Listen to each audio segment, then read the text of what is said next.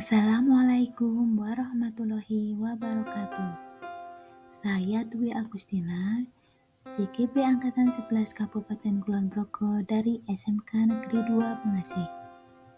Di sini saya akan memaparkan kesimpulan dan refleksi pemikiran Ki Hajar Dewantoro pada modul 1.1 koneksi antar materi.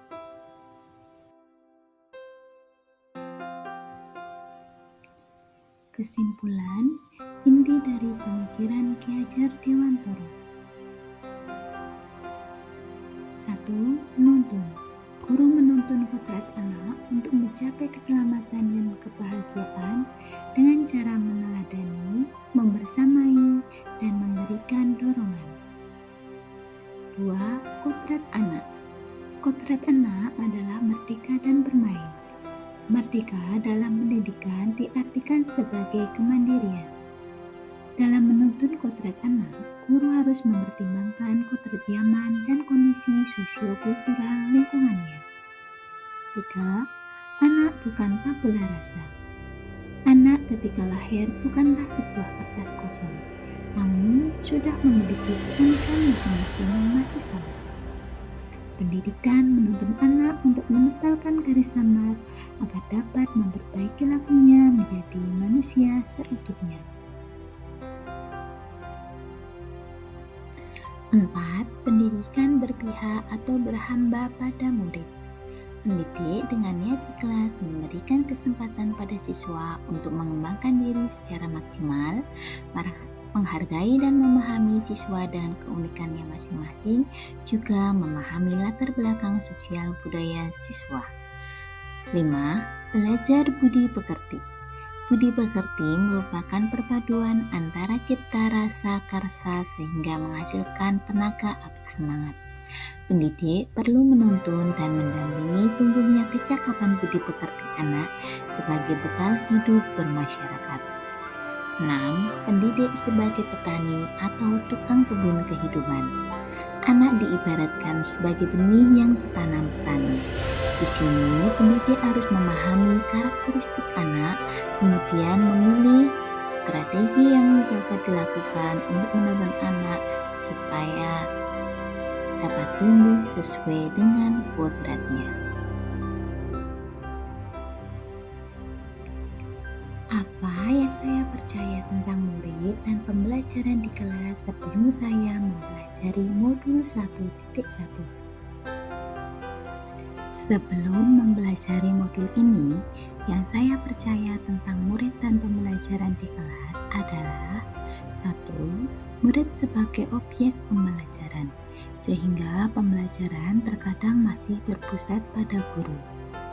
2. Mengejar penyampaian materi, sehingga kadang kurang memperhatikan perbedaan karakteristik siswa. 3. Menuntut murid untuk tuntas dengan materi yang saya berikan. Apa yang berubah dari pemikiran atau perilaku Anda setelah mempelajari modul ini?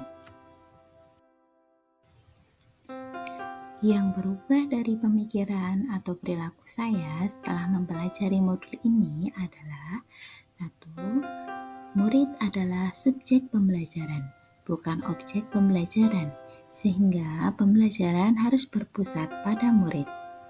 2. Saya harus lebih memahami dan menghargai karakteristik masing-masing siswa, sehingga saya akan memfasilitasi siswa dalam belajar sesuai karakternya. 3. Saya tidak akan menuntut siswa untuk tuntas karena kemampuan anak pasti berbeda-beda. Namun saya akan menuntun siswa dalam memahami materi apa yang saya sampaikan.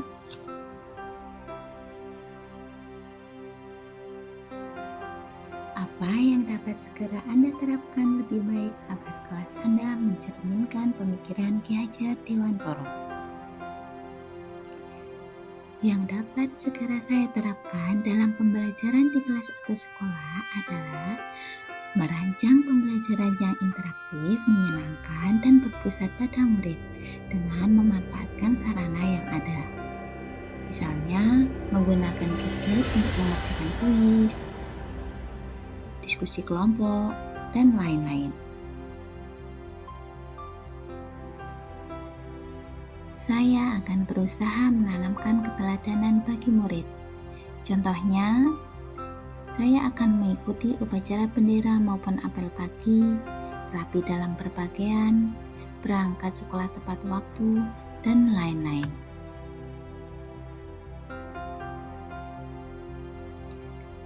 Menerapkan pembelajaran yang sesuai dengan nilai-nilai luhur sosio-kultural di lingkungan masyarakat. Contohnya, melakukan pendampingan pada siswa dalam kegiatan lomba masak di sekolah. Dalam kegiatan ini ada penanaman nilai-nilai kerjasama dan tanggung jawab. Selain itu, juga pembiasaan bersikap sopan santun, doa sebelum belajar, menjaga kebersihan, dan lain-lain. Memfasilitasi siswa dalam belajar sesuai karakteristiknya dengan penerapan pembelajaran berdiferensiasi. Contohnya dalam pembelajaran praktik Pranotojoro, siswa diberi kesempatan untuk memilih, bisa praktik secara langsung ataupun dengan membuat video praktik Pranotojoro. Memfasilitasi siswa dalam mengembangkan bakatnya. Contohnya, memberikan bimbingan pada siswa yang akan mengikuti pentas ataupun siswa yang akan mengikuti perlombaan sesuai minat dan bakatnya. Demikian kesimpulan dan refleksi saya terhadap pemikiran Ki Hajar Dewantoro. Mohon saran, kritik, dan masukan agar saya dapat berkarya lebih baik lagi di masa yang akan datang. Salam dan bahagia. Terima kasih.